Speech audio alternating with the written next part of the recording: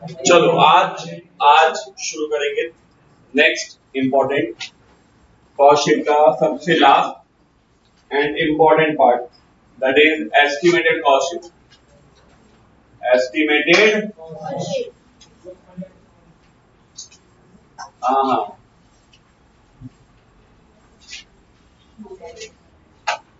Estimated cost sheet. What is the estimated cost sheet? ध्यान से सुनो। हमें इंफॉर्मेशन करंट ईयर का दिया रहेगा। हमें इंफॉर्मेशन कहाँ का दिया रहेगा? Current year. So we have a current year's information. On that basis, we will prepare current year's cost sheet. हम क्या बनाएंगे? Current year's cost sheet. मतलब हमें करंट ईयर के P&L अकाउंट या फिर ऐसे ही नॉर्मली स्टेटमेंट वाइज बहुत सारा कंटेंट दिया रहेगा, जिनको देख के हम करंट ईयर का कॉस्ट शीट बनाएंगे। और इसके बाद हम नेक्स्ट ईयर क्या हो सकता है उसका अजम्पशन भी कैलकुलेट करके देंगे। That is estimated cost sheet, कि इसके हिसाब से अगर नेक्स्ट ईयर अपन करने गए तो प्रोडक्ट बनाने में कितना खर्चा लगेगा। यस और no? Are you getting my point? So in the estimated cost sheet, we have to prepare cost sheet for current year and estimated cost sheet for next year. For next year. Most important thing, all the direct and variable cost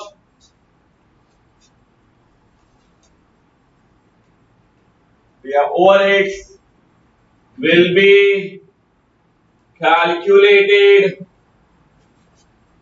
on the basis of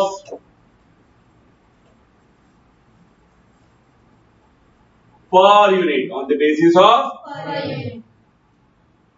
Why per unit? Because वो variable cost and direct cost. All the direct cost are variable cost और all the variable overheads. क्योंकि उनका fixation कहाँ पे होता है? Per unit के हिसाब से। तो जितना यूनिट होगा उसके हिसाब से वो खर्चा बढ़ेगा या कम होगा, हाँ या नहीं? तो जब आप ये कैलकुलेशन करोगे for what estimated cost sheet, तो ये याद रखोगे कि जितने डायरेक्ट और वेरिएबल खर्चे हैं, यस और नो, वो पर यूनिट के हिसाब से पहले हम काउंट करेंगे, उसके बाद जितना यूनिट बनाने वाले रहेंगे नेक्स्ट ईयर में उसके हिसाब से मल्टीप्लाई करेंगे, हाँ या नहीं? वैसे ही ऑल इनडायरेक्ट या फिर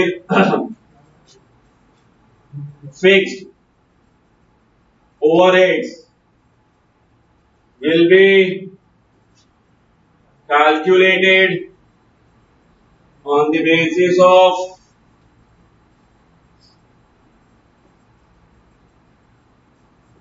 total, on the basis of total rupees के बेसिस पे कैलकुलेट। जितना भी लिखा है कि फैक्ट्री ओवरहेड ना, अब फैक्ट्री ओवरहेड में दो पार्ट दिया, फिक्स्ड और वेरिएबल।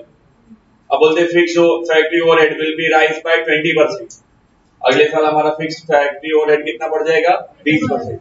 तो फिक्स्ड फैक्ट्री ओवरहेड पहले दिखेगा कि लास्ट अपन ने करंट ईयर में कितना खर्चा किया था टोटल के बेसिस पे, उस टोटल में 20% ऐड करने का। उस टोटल में कितना ऐड करने का? 20%। अच्छा, वो बोलते हैं आपका वेरिएबल फैक्ट्री ओवरहेड 20% बढ़ेगा। कितना बढ़ेगा? 20%। तो पहले देखने का इस साल variable factory overhead per unit कितना था? पर यूनिट, उस पर यूनिट में क्या ऐड करेंगे? 20%। नहीं समझा? फिक्स्ड वालों के लिए टोटल रुपीस एक कॉलम के हिसाब से कैलकुलेट करेंगे, जबकि वेरिएबल वालों के लिए पर यूनिट के हिसाब से कैलकुलेशन करेंगे। नहीं समझा? नहीं समझा? गुस्से से मत देखो, हाँ या ना में जवाब दो, हाँ या नहीं? पक्का?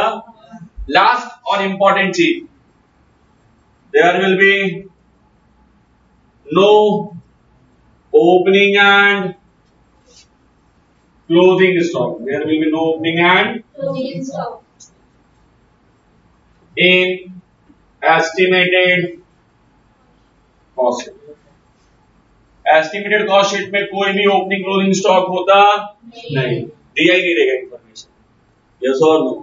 तुमको जबरदस्ती निकालना भी नहीं, करंट ईयर में हो सकते, नेक्स्ट ईयर वाले के लिए नहीं। क्यों? हम आज से नहीं एज्यूम कर सकते कि कल क्या होगा।